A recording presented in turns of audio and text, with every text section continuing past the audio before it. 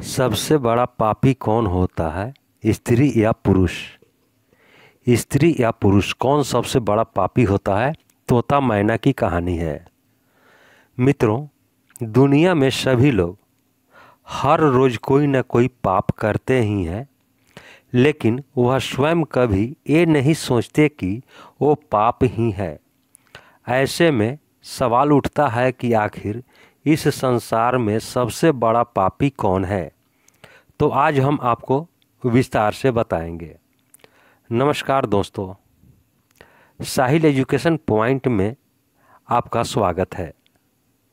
इस बात का उत्तर हम आपको एक कथा के माध्यम से देंगे।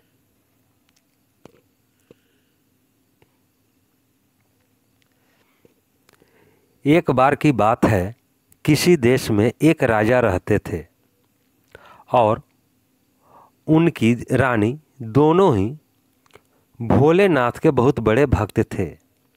उन्होंने अपने महल में तोता मैना का जोड़ा पाल रखा था और उन्हें एक ही पिंजड़े में रखा था।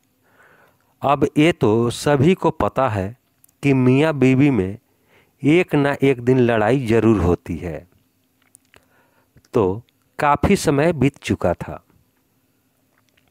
एक दिन मैना तोते से कहती है कि मैंने मान लिया कि यह पुरुष बड़े पापी होते हैं। ये बहुत ही बड़े धोखेबाज होते हैं। मौका मिलने पर यह कुछ भी कर सकते हैं। मैना की बात सुनकर तोता बोला, तू तो रहने ही दे। पुरुष उतने पाप नहीं कर सकता जितने पाप स्त्रियां करती है। जितनी धोखेबाज स्त्रियां होती है ना, उतना धोखेबाज तो कोई होता ही नहीं है। इनसे बड़ा पापी इस पूरी दुनिया में कोई नहीं होता। यह किसी की भी हत्या कर देती है। जिसके बाद तोता और मैना में लड़ाई होने लगी कि दुनिया में सबसे बड़ा पापी कौन है। ये सब दृश्य देखने के बाद राजा ने पूछा, तुम दोनों क्यों लड़ रहे हो?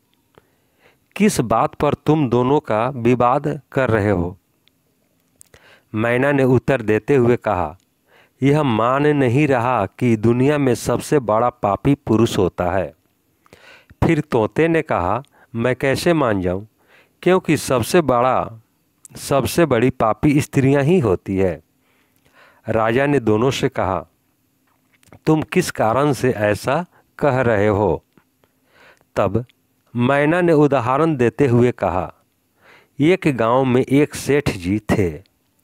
बड़े ही धनवान थे और उनका बेटा था जो बहुत ज़्यादा बिगड़ैल किस्म का इंसान था।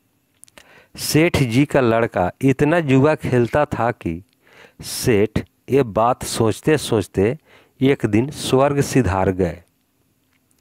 जब पिता जिंदा थे तो वह थोड़ा थोड़ा जुआ खेलता था, लेकिन पिता की मृत्यु के बाद वह मुक्त हो गया और आराम से दिन रात केवल जुआ ही खेलने लगा। जिसका परिणाम ये हुआ, जुआ में सब कुछ हार गया। फिर वह लौटकर अपने गांव नहीं आया और किसी दूसरे गांव चला गया, जहां वो एक सेठ के घर जा पहुंचा और उसने कहा कि थोड़ा सा जल मिलेगा। तब सेठ ने उससे पूछा कि तुम कहाँ से आए हो, क्या करते हो? जिसके उत्तर में लड़के ने कहा, मैं व्यापारी हूँ और जहाज़ से जा रहा था। व्यापार करने में मेरा सामान समुद्र में डूब गया, तो आप मेरी कुछ मदद कर देते तो अच्छा होता। सेठ ने लड़के की बात सुनी और फिर उसकी बातों के जाल में फंस गए और कहने लगे कि बेटा, तुम देखने में ठीक ठाक हो और कमा भी लेते हो, तो क्या मेरी बेटी से शादी करोगे?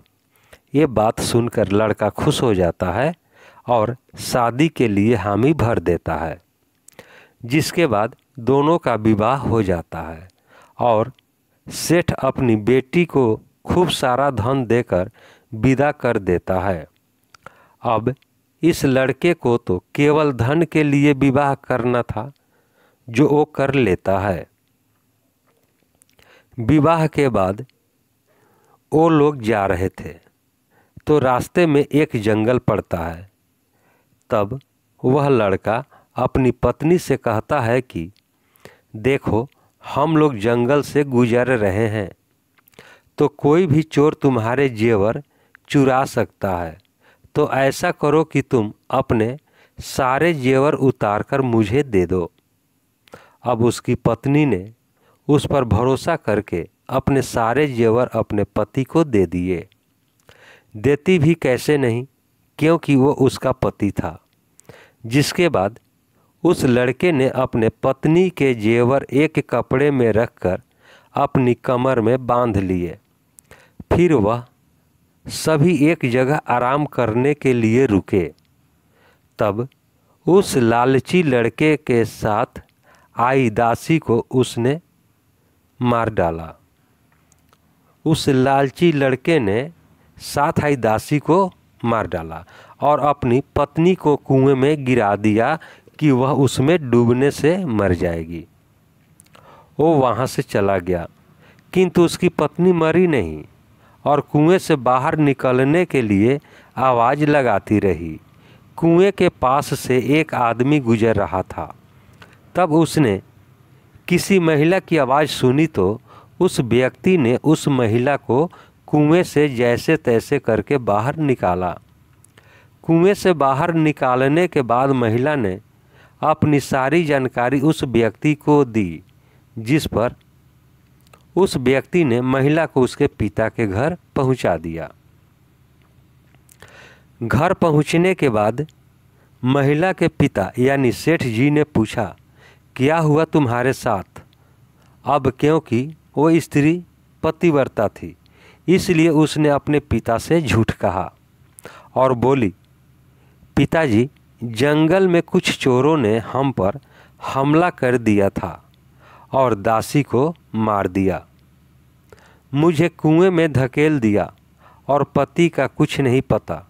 बेटी की बातें सुनकर सेठ जी बोले, चलो कोई बात नहीं, भगवान सब सही कर देंगे।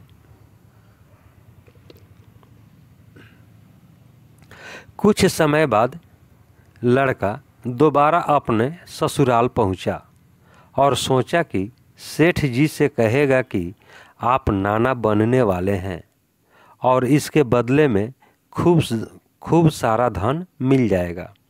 लेकिन वह जैसे ही अपने ससुराल पहुंचा, उसकी मुलाकात उसकी पत्नी से हुई, जिस पर उसकी पत्नी ने उससे कहा, मैंने पिताजी को ये सारी बातें बताई हैं तो आप भी यही बता देना। वो कहते हैं ना, आदत वालों की आदत नहीं जाती। उसने देखा कि उसकी पत्नी ने बहुत सारे जेवर पहन रखे हैं, तो उस लड़के ने पत्नी से कहा, तुम सो जाओ, सुबह मैं तुम्हें अपने साथ लेकर जाऊंगा। रात हुई और उसने अपनी पत्नी का चाकू से कत्ल कर दिया और सारे जेवर लेकर चला गया।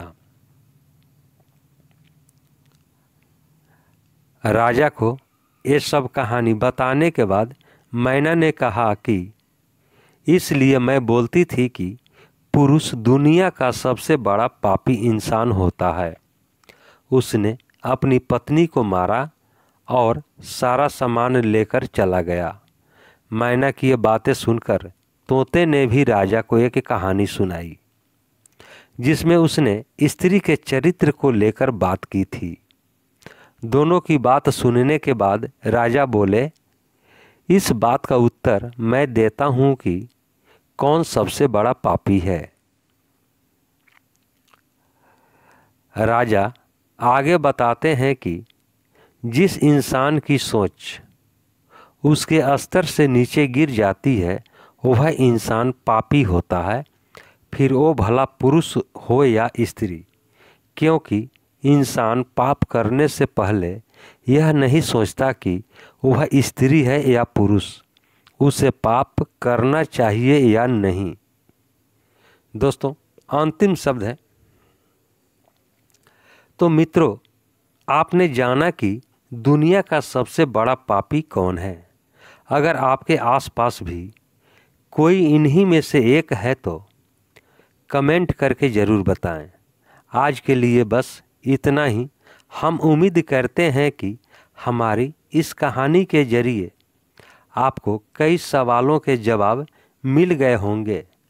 अगर यह कहानी पसंद आई हो तो उसे अपने दोस्तों के साथ ज़रूर शेयर कीजिए। दोस्तों, यह वीडियो आपको कैसा लगा? वीडियो को लाइक करें, शेयर करें। चैनल पर नए हैं तो चैनल को सब्सक्राइब कर लें, बेल आइकन का बटन दबा दें, जिससे कि जो भी वीडियो हम अपलोड करें सबसे पहले आप तक पहुंच सके। अब हम लोग अगले वीडियो में मिलेंगे। तब तक के लिए जय हिंद, जय भारत।